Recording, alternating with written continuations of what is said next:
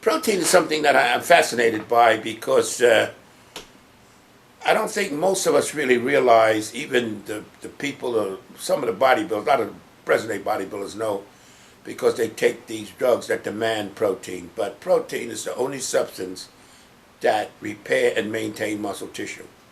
And when I was training over 50 years ago, the knowledge of protein and what its reaction on the muscle was not known. They knew we needed protein, but didn't know how much we needed, and they didn't give it the proper respect that it deserved.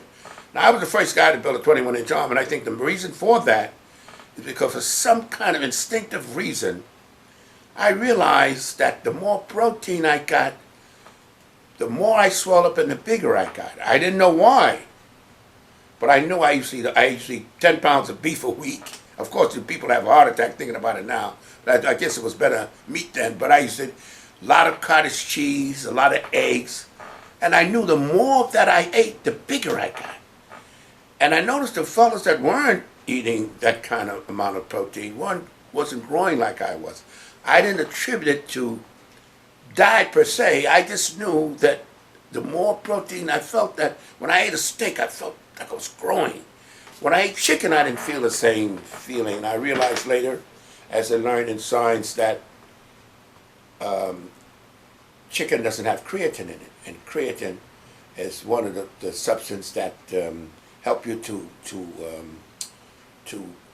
it's important for energy. In other words, it's converted to ATP, which is essential for energy. The creatine also it helps to volumize the muscle.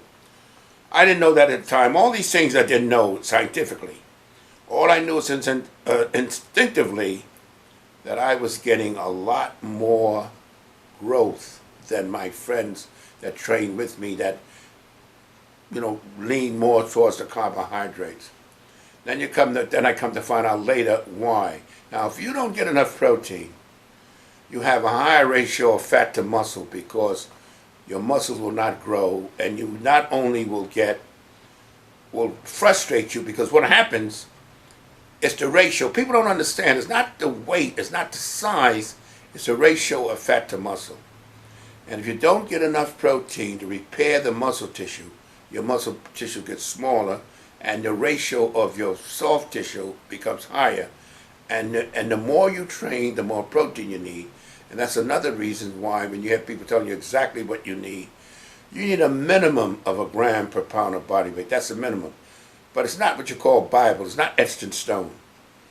If you got 2 grams, you can never, if you're very active and you want to build your body, you can never get too much protein.